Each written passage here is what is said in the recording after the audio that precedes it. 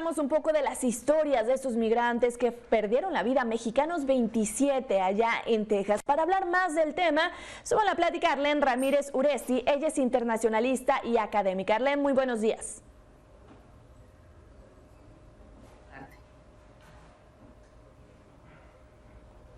Qué gusto, Arlene. Pues comenzamos con esto. ¿Cuánta es o cuál es la responsabilidad de las autoridades mexicanas en la tragedia ocurrida allá en Texas?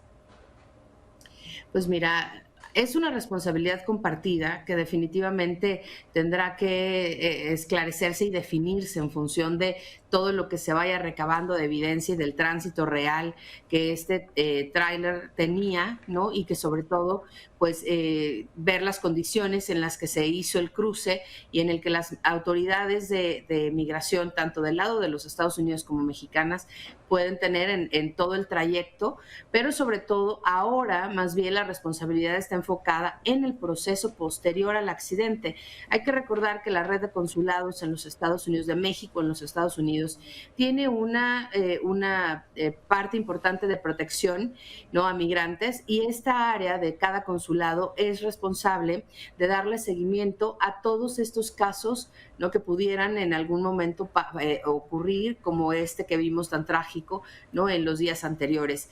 Esta sección consular no tiene no solamente la responsabilidad de dar seguimiento para responder a las familias, sino que además de darle seguimiento también a las condiciones en las que estos migrantes llegaron al territorio de los Estados Unidos para poder entonces deslindar y saber a ciencia cierta el grado de responsabilidad que tiene por omisión el gobierno de México y los gobiernos estatales en el momento del cruce.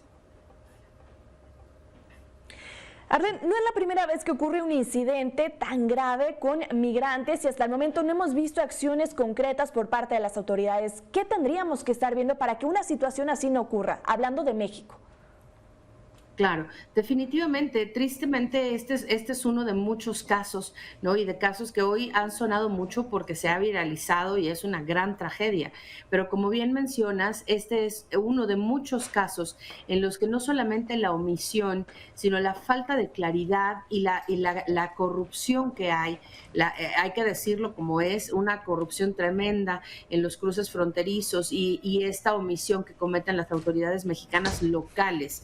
Lo que hay que entender es que esto ha ocurrido desde hace mucho tiempo, pero ya requiere una acción muy puntual. El término de este programa que vemos en los Estados Unidos hoy, pues aumentará los flujos migratorios. Algo que hay que ver es que para este momento es importantísimo definir no solamente las acciones preventivas, sino además generar espacios de comunicación con la población, definiendo claramente cuáles son los procesos que pueden llevarse a cabo para el cruce, ¿no?, documentado y evitar en la medida de lo posible este tipo de cruces indocumentados y totalmente ilegales. Algo que hay que instrumentar son programas logísticos dentro de cada uno de los estados con mayores cruces fronterizos, en los que los gobiernos locales no solamente verifiquen y responden de inmediato a las necesidades. Hace mucho tiempo había un programa que se llamaba Mujer Migrante que instrumentó la Secretaría de Comunicaciones y Transportes.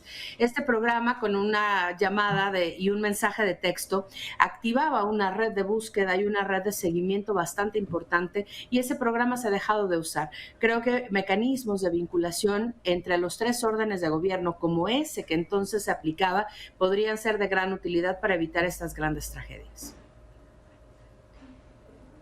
Hemos visto, Arlene, incluso pues, se promovía mucho el viaje del presidente de la República a Centroamérica, promoviendo algunos programas sociales que se aplican aquí en nuestro país, pero no veo que estén atendiendo el programa de migración en general en México, cuando 27 también fueron los que perdieron la vida en este terrible hallazgo. Claro, definitivamente los programas sociales que se pretenden llevar o que se han llevado a otros países son paliativos. En realidad no son la solución al problema migrante. Lo que hay que entender es que estos programas, por un lado, no atienden el verdadero problema del flujo migratorio que hay actualmente. Y hay que decir algo muy importante para todo tu auditorio: mientras avanzan los problemas de cambio climático y mientras el corredor seco que está en el Triángulo Norte de América Central, ¿no?, sigue siga teniendo problemas productivos, este tipo de escenarios los vamos a seguir viendo con mayor recurrencia.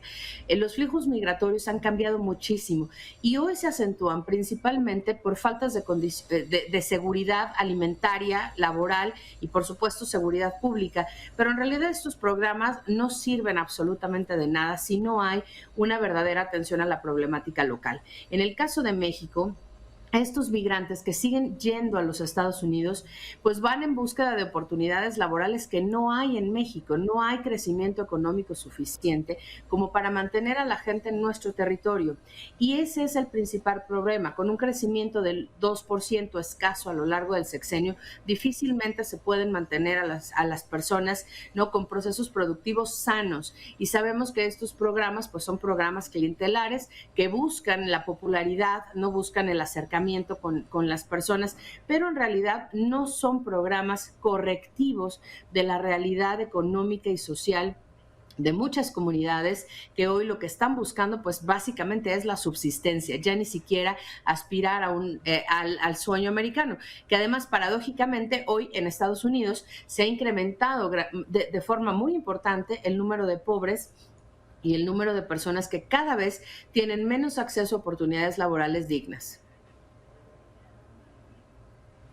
Arlene, te agradezco muchísimo la charla de esta mañana. Estoy segura vamos a volver a comentar este tema, poner este tema sobre la mesa en próximos días. Claro que sí. Muchas gracias a ti por la invitación. Excelente día.